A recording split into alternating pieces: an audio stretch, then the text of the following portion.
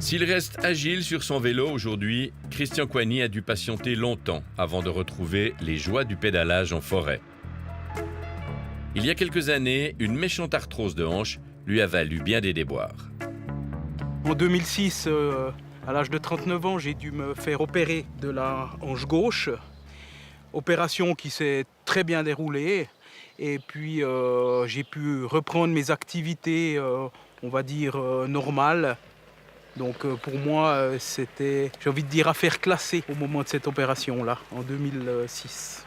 Ensuite, en novembre 2014, donc 8 ans après la pose de cette prothèse, en voulant me pencher pour lasser ma chaussure, j'ai entendu un sérieux bruit et j'ai senti un claquement dans ma fesse. Et ce qui s'est passé en fait, c'est que la prothèse a traversé mon bassin. Voilà ce qui reste de sa prothèse. Christian Coigny a été victime d'une métallose. Sa prothèse a provoqué une allergie qui lui a lentement rongé l'os du bassin. 2 professeurs de l'hôpital de Lille à Berne l'ont opéré pendant 8 heures. Il a fallu reconstruire son bassin par greffe osseuse, puis replacer une nouvelle prothèse de hanche. À l'époque, son histoire avait déjà retenu l'attention de la presse. En 2015, j'ai été approché dans un premier temps par un journaliste du Matin qui m'a posé quelques questions par rapport à ce qui m'était arrivé. Et j'ai été approché en fait par la Fédération suisse des patients. Et c'est là qu'en fait je me suis dit mais il faut aller plus loin parce que il y a quelque chose qui joue pas. On m'a vendu quelque chose en 2006 qui devait tenir 15-20 ans. 8 ans après, il arrive ce qu'il arrive. C'est pas normal. Christian Coigny a donc lancé une action en justice.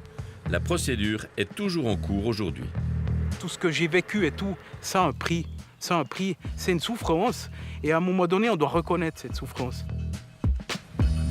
Après son opération, Christian Coigny a vécu une longue période de rééducation. Depuis 2016, il fait régulièrement le point avec son avocate. Emmanuel Favre compte plusieurs clientes ou clients victimes de prothèses de hanche défectueuses. Toutes ces personnes ont eu une prothèse qui a été commercialisée, fabriquée, élaborée par la même société, qui est une société établie ici en Suisse. Il s'agit de prothèses métal-métal, à savoir que toutes les parties de la prothèse étaient fabriquées en métal. À l'époque, c'était dans les années 2000 jusqu'à 2010, le nec plus ultra qu'on proposait en matière de prothèses. On a constaté que certains patients développaient des allergies au métal. Et c'est le cas des personnes qui sont venues me consulter, si bien que quelques années seulement après la pose de la première prothèse, elles ont déjà dû changer pour opter pour un autre implant dans une autre matière. J'ai vu que vous aviez fait une copie à ma protection juridique. Emmanuel Favre a dû ouvrir une procédure pour chacune et chacun de ses clientes et clients, ce qui présente certaines difficultés. Alors étant des procédures individuelles, elles doivent être ouvertes au domicile du patient. Donc vous imaginez bien qu'ici, chez nous en Suisse, ça signifie qu'on aura une procédure qui sera ouverte ici à la Chaux-de-Fonds, qu'on peut avoir une procédure ouverte à Lausanne, une procédure ouverte à Genève. On a des forts juridiques différents, c'est la première difficulté, si bien qu'on a plusieurs juges qui sont saisis d'un même état de fait, mais qui ne peuvent pas communiquer entre eux. Heureusement, Christian Coigny avait une protection juridique qui prend ses frais en charge. Sans cela, sa procédure lui aurait coûté des dizaines de milliers de francs. C'est une chance énorme, énorme. Parce que c'était juste pas possible pour moi d'engager des sommes pareilles pour me défendre contre un Goliath. Si M. Coigny avait pu agir par le biais d'une action collective, ses démarches auraient été bien plus faciles. Une procédure collective aurait cet atout forcément que déjà ça réduirait les coûts, aussi pour le patient ou pour la personne qui actionne en justice. Et puis nous, on aurait probablement des informations qui seraient transmises. On aurait plus de poids de cette façon-là. On connaîtrait des cas. Peut-être que dans un cas, on pourrait utiliser quelque chose qui servirait dans un autre cas. Et puis faire bloc, on aurait, à mon sens, beaucoup plus de crédibilité. D'expertise en contre-expertise, Christian Coigny n'est pas au bout de ses peines. La procédure va durer encore longtemps avant qu'il soit fixé sur ses réclamations. Eh bien, ces actions collectives, ces class actions, comme on dit aux États-Unis, elles sont en discussion en ce moment au niveau suisse. Les alliés traditionnels des consommateurs militent pour leur introduction, tandis que du côté des représentants des entreprises, il y a de la résistance. L'action collective est une action en justice qui réunit les personnes qui ont subi un même préjudice pour se plaindre ensemble d'une entreprise, d'un produit défectueux, d'un service incomplet et demander réparation du dommage. La procédure présente plusieurs avantages. Un seul procès règle tous les litiges. Et le groupe se partage les frais judiciaires, ce qui rend ses coûts plus abordables. L'action collective devrait juguler ce que le professeur de droit fribourgeois Pascal Pichonnat appelle l'apathie rationnelle, à savoir quand les personnes lésées renoncent à se plaindre, jugeant que ça n'en vaut pas la peine. En facilitant la mise en œuvre d'une procédure, eh bien, on va lutter un peu contre cette apathie rationnelle, le fait que les victimes ne font rien. Ça amène un peu d'équité dans la relation, puisque si j'ai droit à un dommage, il faut que je puisse non seulement avoir droit à ce dommage en théorie, mais aussi en pratique, c'est-à-dire que je puisse ouvrir action pour être indemnisé. L'action collective est née aux États-Unis où les litiges se règlent par des sommes colossales. Les class actions ont défrayé la chronique à coups de millions de dollars, comme dans l'affaire Erin Brockovich par exemple, qui révélait un scandale d'eau contaminée par des polluants industriels. L'affaire a donné lieu à un film célèbre dans lequel Julia Roberts joue le rôle principal. Le juge va les faire payer 333 millions. On parle souvent des class actions à l'américaine, ça fait les beaux jours des séries américaines, justement. Il y a un phénomène de démultiplication à cause de ce qu'on appelle les punitive damages, c'est-à-dire des dommages punitifs. Et puis, à cela s'ajoute le fait qu'aux États-Unis, vous avez les avocats qui peuvent être payés en fonction du montant du dommage qu'ils obtiennent. Faut comprendre une chose, c'est pas du montant qu'on parle. Je vous parle de mon boulot, de la valeur que vous lui attribuez. Je parle du fait que quoi que je fasse, vous venez... Et ça devient un business. Alors, en Suisse, c'est totalement différent puisqu'on ne peut pas obtenir un multiple du dommage. La limite maximum, c'est le dommage que vous avez subi. Donc, en quelque sorte, en Suisse, on n'a pas plus que ce à quoi on a droit. En Suisse, le Conseil fédéral a proposé en décembre 2021 une modification du Code de procédure civile pour introduire l'action collective. Le projet prévoit que les organisations à but non lucratif, constituées depuis 1 an au minimum, puissent défendre les intérêts d'au moins 10 personnes victimes d'un dommage identique.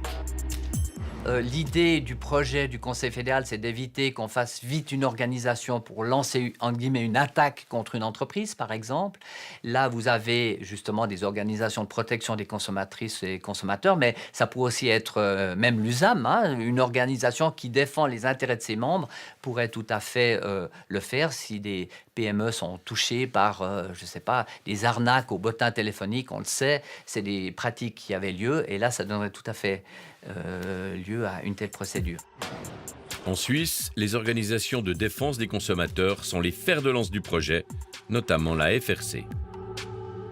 L'avantage principal du projet suisse, je pense que c'est que ça reste un projet libéral, dans la mesure où on permet à une organisation à but non lucratif d'agir pour les personnes qui sont concernées, mais elle va quand même supporter les risques du procès. La partie qui va perdre le procès va indemniser la partie qui gagne des différents frais qu'elle a engagés. Le désavantage, ça reste quand même la question des frais. Comment est-ce qu'on finance une action collective? Dans certains cas, il peut être difficile de trouver un financement dans la mesure où ce sont aussi des organisations à but non lucratif qui doivent agir et qui peuvent disposer de peu de fonds. Pour le moment, au Palais fédéral, le projet mijote. Économie suisse n'a pas voulu répondre à nos questions, mais l'association ne cache pas son désaccord, comme la fêtière des PME, l'USAM. On est de l'opinion que des actions collectives, on ne les a pas besoin. On a la possibilité de porter plainte individuellement. En Suisse, il y a des bonnes possibilités. On voit le risque qu'on va créer une industrie des plaintes, comme on le voit par exemple aux États-Unis. Et ça pourrait avoir des conséquences qui ne sont pas positives pour notre système. La gauche et certaines organisations y sont plutôt favorables, comme la Fédération suisse des patients, qui avait justement milité pour les victimes de prothèses de hanches défectueuses.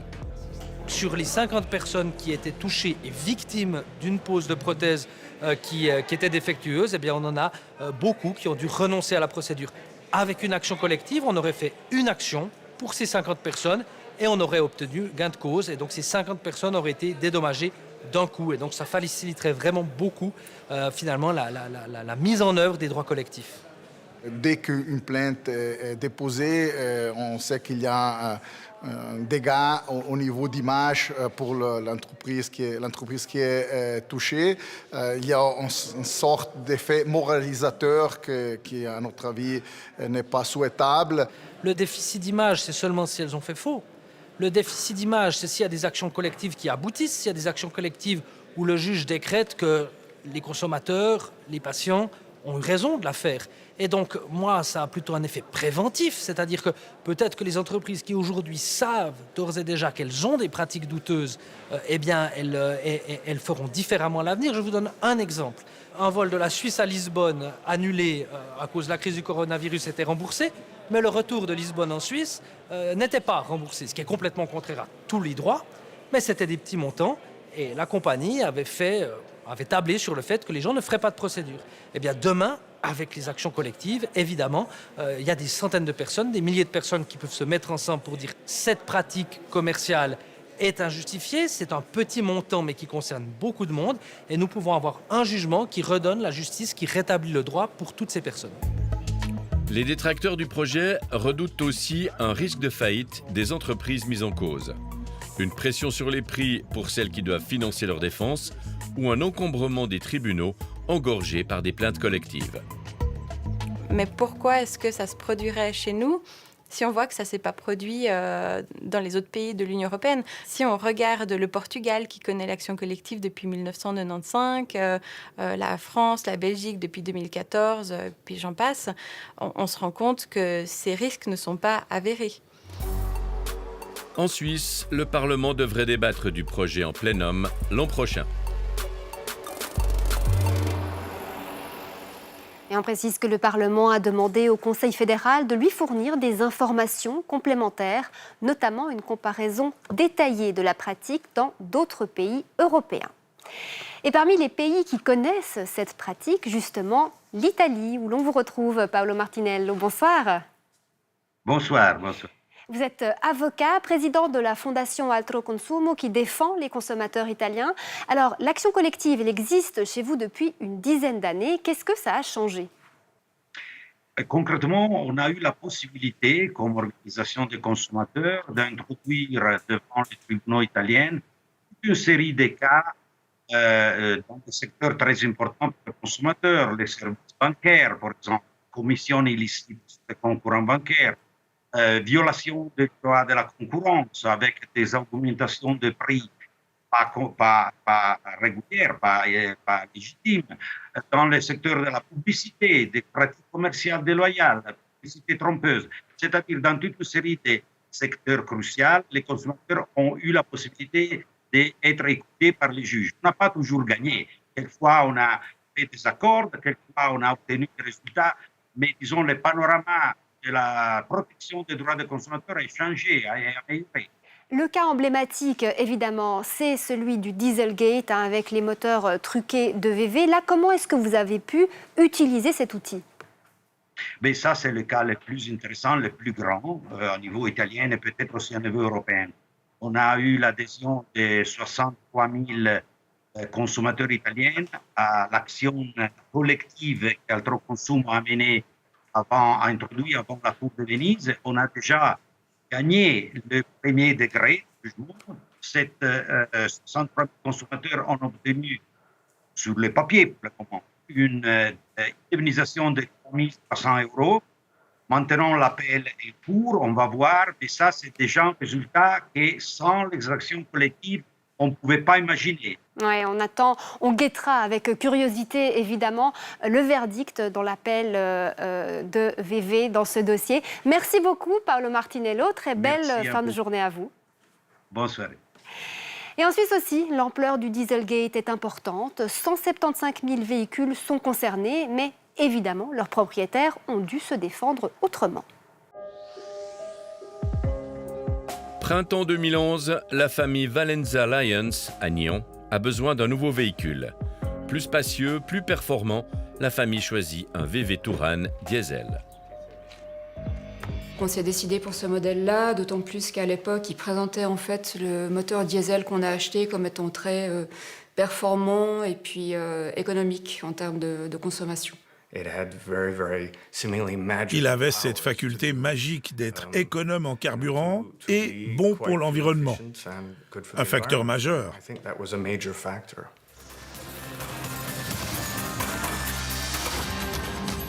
Mesdames, Messieurs, bonsoir. C'est un des plus grands scandales de l'histoire automobile. Le titre Volkswagen a plongé en bourse. Le groupe est accusé d'avoir installé sur ses véhicules diesel VW et Audi aux États-Unis un logiciel secret capable de tricher avec les normes anti-pollution. La nouvelle fait l'effet d'une bombe. Plus de 11 millions de véhicules sont concernés à travers le monde. On a assez vite réalisé que notre voiture faisait partie du lot des moteurs qui avaient été truqués. Donc on avait été en fait trompé sur la marchandise lors de l'achat du véhicule. Et puis au final, elle s'est révélée être bien plus polluante que ce qu'on avait pensé. Non seulement le véhicule pollue plus que prévu, mais sa consommation est également plus importante. Autrement dit, le véhicule perd de sa valeur et rouler coûte plus cher.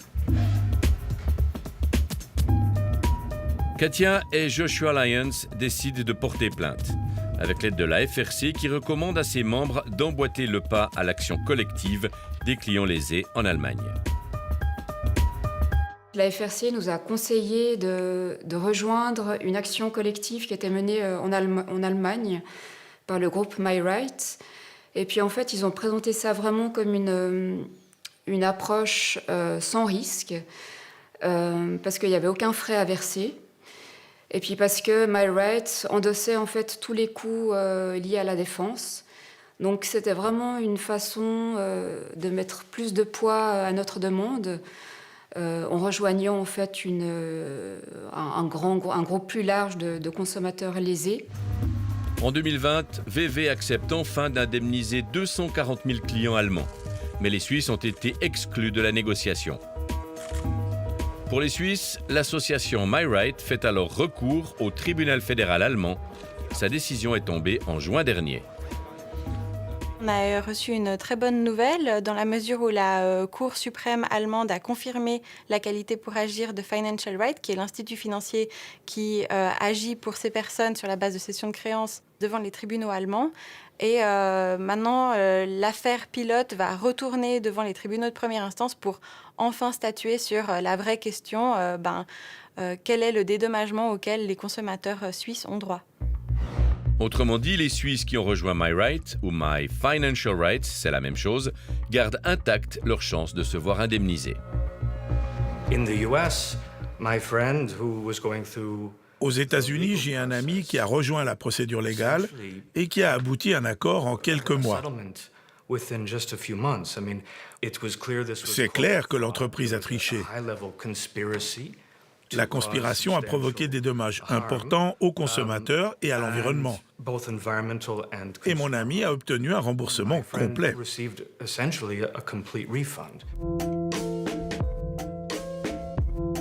Autre histoire, celle qu'a vécue José Fernando Ferreira. En 2014, il achète un VW Charan de luxe, neuf, le modèle qu'il convoitait. Techniquement, c'est spacieux, confortable. Voilà, c'est vraiment ce qu'on voulait, c'est un diesel. Pour les longues distances, on a besoin d'une voiture assez économique. Et voilà, c'est ce qu'on voulait, quoi. Quand il découvre le trucage de VW, José Ferreira s'indigne mais sa marge de manœuvre est étroite. J'ai suivi les infos. J'ai vu qu'il proposait l'avocat de route à Genève de se réunir les gens. Et moi, ça m'intéressait d'attaquer VV. Les avocats de la route, on les trouve dans le cabinet de Jacques Roulet à Genève. Quand le scandale VV éclate, il réunit 600 clients lésés dans le but d'aboutir à un procès pilote. Alors je leur ai dit, cotisez-vous, parce que c'était le principe, parce qu'évidemment, je n'allais pas demander à une seule personne qui se lançait dans l'aventure de payer de sa poche, parce que c'est impossible. Donc, cotisez-vous tous, les 600 que vous êtes, et ensemble, on va faire ce procès pilote. Le procès pilote vise à mener un cas jusqu'à la condamnation de VV, en espérant que ce cas particulier serve d'exemple et que VV, sous pression, accepte d'indemniser tous les autres plaignants. Novembre 2021, Jacques Roulet gagne son procès pilote. Amag, l'importateur suisse de VV, est condamné à rembourser le plaignant. Mais cela ne concerne qu'un seul de ses 600 clients et Amag a fait recours. Donc aujourd'hui, mon procès pilote est toujours en appel, donc j'attends une décision. Mais l'espoir que ça fasse plier Volkswagen pour dédommager mes clients est bien faible. Donc j'ai soumis à l'ensemble de mes clients en disant « Qu'est-ce que vous souhaitez faire maintenant ?» Évidemment, aucun de mes clients va dire « Mais écoutez, je suis prêt à mettre sur la table 20 000 francs pour essayer de faire mon propre procès, même si j'ai en finale bonne chance de succès parce que vous avez gagné un premier procès. » Donc même l'exemple de mon procès pilote, face à la vindicte de la partie adverse de ne pas vouloir payer, finalement empêche individuellement l'ensemble de ces lésés d'obtenir une justice dans cette affaire. José Ferreira, lui aussi, a jeté l'éponge. On ne va pas plus loin parce que faire un groupement en Suisse, c'est interdit. Et faire individuellement, aller au pénal, au civil, c'est un peu cher. Je ne veux pas non plus, je n'ai pas les moyens de me permettre d'aller et de les attaquer. Je suis trop petit à côté d'eux. Alors on a dit, bon ben, on arrête là, quoi, les frais. Si les class actions ont abouti à des dédommagements chez les anglo-saxons, aux États-Unis, en Australie, au Canada par exemple, en Europe, malgré des succès devant les tribunaux, en Italie, Espagne ou au Portugal, VV a systématiquement fait appel des décisions. Les consommateurs de l'Union européenne, engagés en procès collectif, sont encore dans la course, mais ils doivent attendre l'examen des recours. En Suisse, les plaintes individuelles, elles, sont dans l'impasse. Bonsoir Philippe Bauer. Bonsoir. Vous êtes conseiller aux États, libéral radical, accessoirement avocat également. Et vous, alors, vous avez de sérieuses réserves vis-à-vis de l'introduction de l'action collective dans le droit suisse. Pour quelles raisons ? Bien, parce que d'une part, c'est une institution qu'on connaît pas aujourd'hui, et avant d'introduire une nouvelle institution, on doit véritablement imaginer tous les cas de figure et tous les cas d'application. Puis alors d'autre part aussi, parce que j'ai peur qu'en introduisant cette institution-là, on crée quelque chose qui ressemble au droit de recours des associations et que finalement le droit n'y trouve plus son compte. Mais vous êtes un homme de loi. Est-ce que l'enjeu ici, ce n'est pas tout simplement l'accès à la justice ? Oui, c'est l'accès à la justice, mais l'accès à la justice, on le rencontre dans beaucoup d'autres domaines. Vous souhaitez faire valoir une petite facture, contester une facture d'un garagiste, si le montant est trop peu élevé, votre avocat vous dira ça vaut pas la peine, vous voudrez pas investir les frais de justice, vous voulez pas investir le temps nécessaire à l'obtention. Donc la question de l'accès à la justice est une question que comme avocat on se pose tous les jours. Donc il faut se satisfaire de cette situation alors que là potentiellement il y a le moyen de rendre la justice plus accessible pour un nombre important de gens. Alors, c'est là mes doutes aujourd'hui et l'absence de certitude que j'ai quant à l'entrée en matière sur ce projet. Peut-être que le projet doit être suffisamment remanié pour éviter les doutes qu'on peut avoir concernant la mauvaise publicité qui peut être faite à certaines entreprises qui finalement n'auront fait que de produire des biens parfaitement conformes à ce qui était souhaité. À la fin de cette année, l'action collective sera introduite dans tous les pays de l'Union européenne. Est-ce à dire que la Suisse se préoccupe moins du sort de ses consommateurs ? Non, la Suisse se préoccupe du sort de ses consommateurs. On l'a fait en modifiant le code de procédure civile, en introduisant la procédure simplifiée qui devrait pouvoir se faire sans avocat. On le fait aussi en discutant d'une réduction des frais de justice. Et vous savez, l'exemple qui a été donné concernant le cas VV, où actuellement tout est en procès, témoigne bien que l'action collective n'est pas non plus la solution absolue. On suivra justement l'issue de ces procédures à l'étranger et évidemment le débat au niveau fédéral. Merci beaucoup Philippe Bauer, très bonne soirée à vous. Merci, bonne soirée. Et loin de Berne et de ces débats législatifs, on se rend à la montagne avec une promotion très alléchante des remontées mécaniques de Crans-Montana. L'offre a attiré l'une de nos téléspectatrices. Vous allez voir qu'elle a vite déchanté. Charles Reinmann. Nous sommes à la mi-juin, sur la rive sud du lac de Bienne. Caroline Jeanneret vient se rafraîchir avec sa sœur et son compagnon, à l'ombre des feuillages. Si le soleil cogne, c'est bien un sujet d'ordre commercial qui chauffe les esprits. Une histoire d'abonnement de ski. Alors, s'ils ne sont pas d'accord sur ce prix-là, qu'ils le décrètent, qu'on augmente de 200 francs et qu'on part à ce niveau-là. Mais pas que, comme tu dis, on nous danse sur le ventre parce qu'on dit un prix et finalement, on n'arrive pas à finaliser ce prix-là. Juste pour faire un petit coup de marketing, ouais. Oui, parce que ça se demander, il y en a combien, ces abonnements à ce prix-là? Il faut qu'ils règlent leur histoire de panier, quoi, parce qu'une fois de plus, on augmente, donc on a juste l'impression d'être des vaches à lait. Enfin, je sais pas. L'objet de leur colère, un abonnement aux remontées mécaniques de Crans-Montana à Minona, ou plus exactement une promotion, 365 francs l'abonnement annuel passe 365 au lieu de 899 francs. Une offre limitée dans le temps et la limite des stocks disponibles. On a pu le prendre 2 années consécutives et cette année, ça a été un peu la catastrophe. Ouais. Pour bénéficier de ce tarif exceptionnel, il fallait absolument se connecter au site internet le 1er mai à minuit. Du 30 au 1er mai, donc à 23h30, j'étais déjà au taquet avec l'ordinateur prêt à toujours faire des refresh pour être sûr que ça fonctionne. Et justement, minuit 1, comme ça, c'est bon. Je mets les abonnements dans le panier.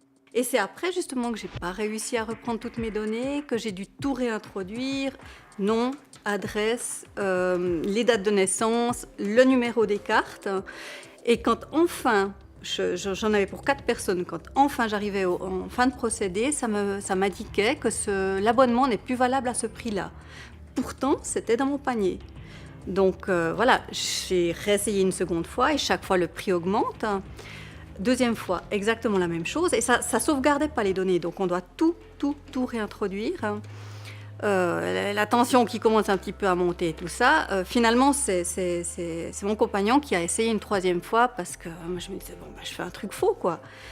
Ce qui est possible, mais bon, il a aussi essayé. Et puis, voilà, ça n'a pas fonctionné non plus. J'ai dit basta. Là, je me suis dit non, c'est bon, quoi. Là, j'arrête. Là, je me suis vraiment sentie un petit peu flouée, quoi. J'étais vraiment pas contente, déçue. Puis je me disais bon, D'abord, j'ai pensé vraiment que c'était moi qui faisais quelque chose de faux. J'ai immédiatement écrit à Montana pour leur faire part de pourquoi ça fonctionnait pas. Et j'ai pas reçu de réponse immédiatement. Donc 2 jours après, je leur ai réécrit. Et entre-temps, j'ai été voir sur la page Facebook de Crans-Montana où j'ai vu qu'on était une centaine de personnes à qui c'était arrivé. En effet, sur la page Facebook du domaine skiable de Crans-Montana, le post pour la promo du Pass 365 a été abondamment commenté. J'y étais à minuit 1 et je n'ai pas réussi à l'obtenir. Impossible, à chaque fois, il fallait recommencer avec 50 francs en plus. À minuit 4, le tarif était déjà plus haut. Le temps de tout remplir, c'est fichu. Est-ce qu'on se moquerait de nous ? Combien de passes à 365 francs sont-ils réellement disponibles en fait ? Déception ici. À la mi-mai, Caroline Jeanneret obtient une réponse par mail du domaine skiable de Crans-Montana, qui assure que plus de 10 000 personnes se sont connectées sur leur plateforme le 1er mai à minuit, soit davantage que le nombre de passes disponibles à 365 francs. Mais combien de forfaits étaient-ils réellement proposés ?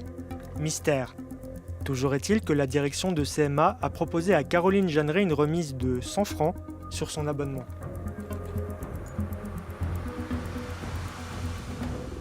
Nous, c'est vraiment pas une question de prix. C'est une question de principe et c'est vraiment pour ça que qu'on a entamé cette démarche. Voilà, effectivement, ce sont des prix très intéressants, on est bien d'accord. Mais j'entends, on met dans un panier quelque chose et on arrive à la fin, on n'a même pas le temps de remplir le formulaire que c'est plus valable à ce prix-là. Et c'est là où moi je trouve c'est pas normal. J'entends, et une fois de plus, c'est arrivé à une centaine de personnes, quoi. Donc, les seules personnes qui ont réussi à en avoir, c'est qu'elles prenaient un abonnement. Alors, une fois de plus, si on ose prendre qu'un abonnement, pas de souci, mais dites-le. Malgré la déception, Caroline et ses proches vont retenter leur chance lors des prochaines ventes flash, en espérant cette fois recueillir le précieux sésame. Et pour répondre aux questions soulevées par ce témoignage, le directeur de CMA, les remontées de Crans-Montana. Bonsoir Maxime Cotet.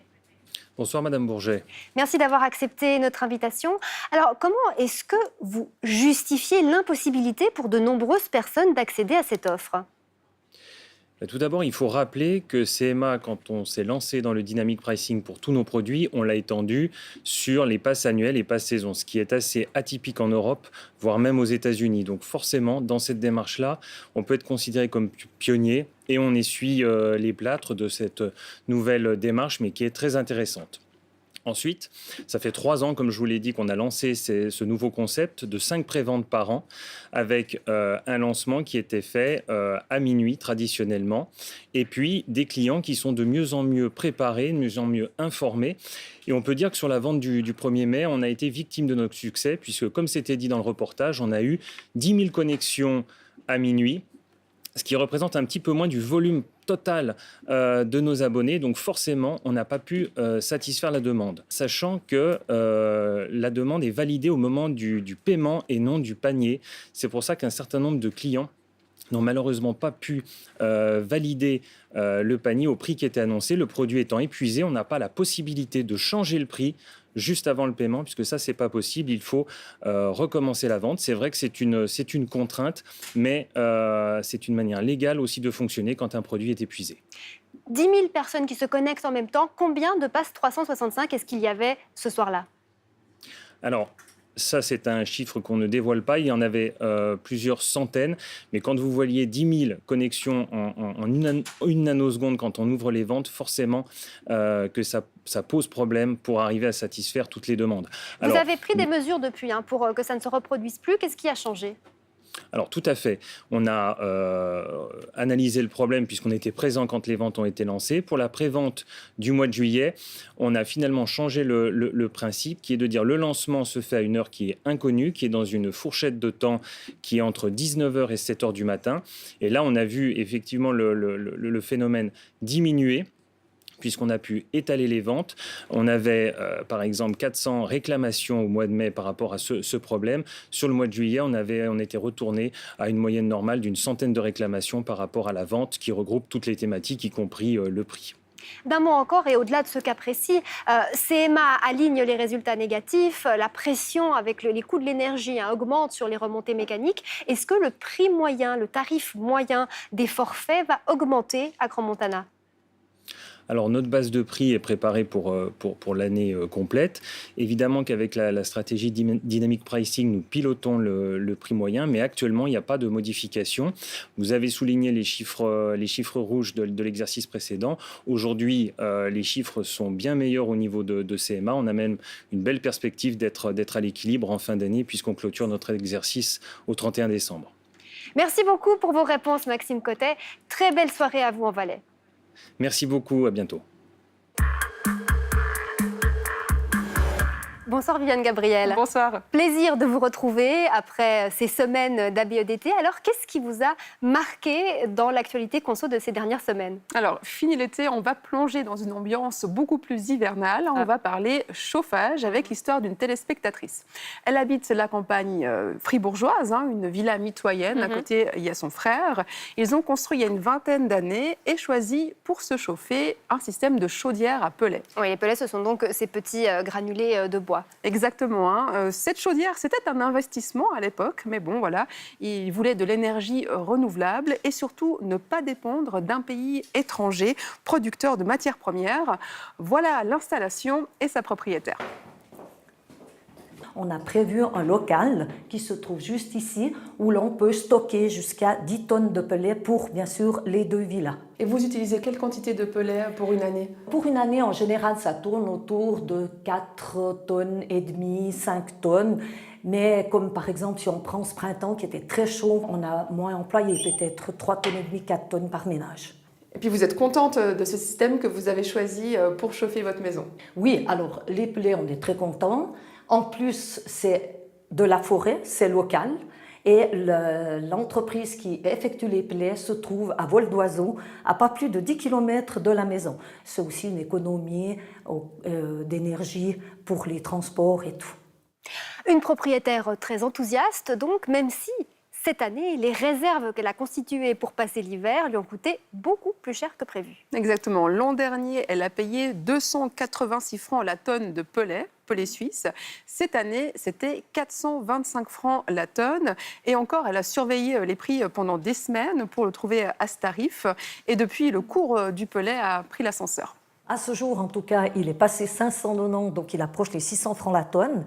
Et puis, le dernier commande, 286. C'est du 200%. La moyenne que j'ai pu faire sur les 18 dernières années nous donne une moyenne à 320, 310, 330. Donc ce prix-là ne posait pas de problème. On trouvait correct aussi de payer le prix du bois aux fournisseurs. Et puis ça nous étonne qu'on ait une augmentation pareille, quoi, finalement. C'est un petit peu comme la bourse, on va dire. Il faut être à l'affût et puis chercher le meilleur prix. Mais ce qu'on s'est rendu compte, c'est que quel que soit le fournisseur, le prix montait partout la même chose. On n'a pas trouvé un fournisseur qui était nettement plus bas que le fournisseur de l'année dernière.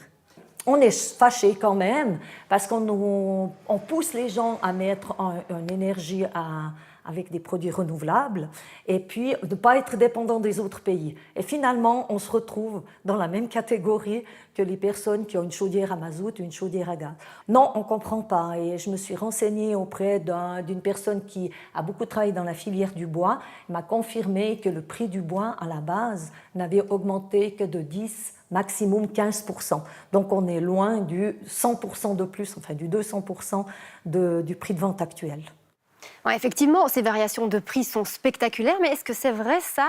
La matière première, le prix du bois n'aurait augmenté que de 10 à 15%? Alors, je vérifie auprès de Forêt Suisse et en fait, on est bien au-delà. C'est grosso modo plus 100% pour l'épicéa et plus 47% pour le sapin. Donc, une forte augmentation. Mais malgré ça, le prix absolu reste toujours trop bas pour que les propriétaires forestiers s'en sortent, précise Forêt Suisse. La matière première qui n'est pas le seul facteur qui influence le coût des pellets. La fêtière propellet.ch évoque 3 autres raisons. Il y a déjà la hausse du prix de l'énergie utilisée pour la fabrication, pour la livraison. Il y a aussi les investissements pour faire face à l'explosion de la demande en pellets ces dernières années. Et puis la pénurie sur le marché global à cause de la guerre en Ukraine. Ouais, donc ça veut dire que c'est aussi quand même la loi de l'offre et de la demande qui pousse les prix des pellets vers le haut. Gare au prix donc, mais gare aussi aux arnaques. Oui, les polices vaudoises et valaisannes ont récemment signalé des escroqueries via de fausses annonces sur Internet, sur les réseaux sociaux. Sur les factures, les malfrats utilisent même des numéros de TVA de sociétés actives pour mettre en confiance les victimes. Victimes qui, dans certains cas, ont perdu jusqu'à 1000 francs dans l'aventure, signale la police vaudoise. La police qui recommande donc de rencontrer le vendeur ou à défaut de lui parler par téléphone via le numéro officiel de l'entreprise à laquelle laquelle il dit appartenir avant de payer. Et puis, à propos de prix, eh bien, vous nous parlez aussi de nos abonnements de télécommunications. Oui, et dans ce domaine, la fidélité ne paye pas. C'est ce qu'a mis en évidence le site de comparaison Moneyland pour le quotidien alémanique NZZ. En clair, si vous êtes abonné depuis plusieurs années chez le même fournisseur Internet, vous payez sans doute plus cher que les nouveaux clients qui, eux, profitent de promotions. Et la différence, elle est de quel ordre à peu près? Alors, selon Moneyland, ça peut aller du simple au double. Prenons donc un abonnement Internet. Vous l'avez depuis plusieurs années, vous le payez, disons, 80 francs par mois. Eh bien, ce même abonnement peut être proposé en action à 40 francs pour attirer de nouveaux clients. On parle donc de plusieurs dizaines de francs par mois, ça cube assez vite. Alors, comment est-ce qu'on peut améliorer son sort quand on est un client fidèle? Négocier, prendre l'initiative, demander des avantages. Et la plupart du temps, ça marche, selon la Fondation alémanique de protection des consommateurs, surtout si on menace de résilier. Un client qui s'en va, ça coûte en frais administratifs, en frais techniques aussi. Oui, mais encore faut-il savoir négocier. Bonsoir Stéphane Fontanet. Bonsoir Linda. Alors ce soir, vous ne nous amenez pas de résultats de tests, mais des conseils très pratiques justement en matière de négociation. Oui, alors comme on le dit, tout est négociable, tout contrat est négociable. Ce qui est valable pour la téléphonie est valable pour les assurances, ménages, RC, automobiles, les abonnements de fitness et que sais-je d'autre.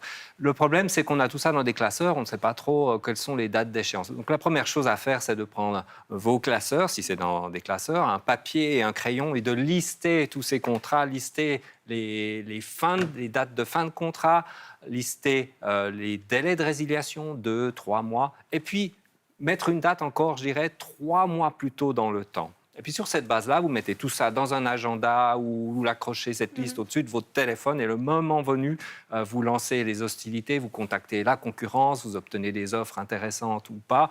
Vous pouvez aussi utiliser ces offres pour demander de contre-offres aux sociétés avec lesquelles vous travaillez, tout en n'oubliant pas les délais de résiliation.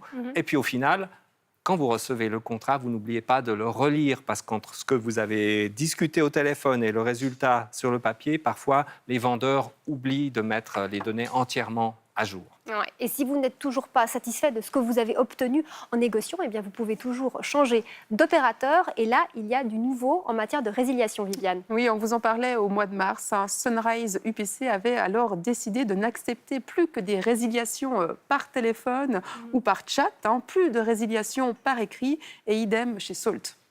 Et c'est une situation qui est dénoncée par la FRC parce qu'elle est très défavorable aux consommateurs. Imaginez, vous résiliez par chat ou par téléphone, ça ne laisse aucune trace et en cas de conflit, vous n'avez aucun moyen pour vous défendre. Et donc la FRC a interpellé ces deux opérateurs et annonce une bonne nouvelle. Salt réintroduit la résiliation par écrit. En revanche, pas de changement du côté de Sunrise UPC.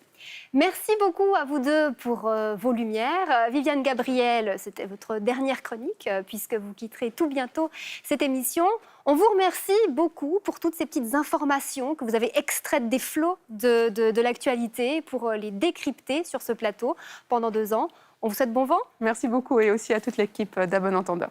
Merci et soyez rassurés, ABE continuera tout de même de suivre l'actualité conso sous d'autres formes.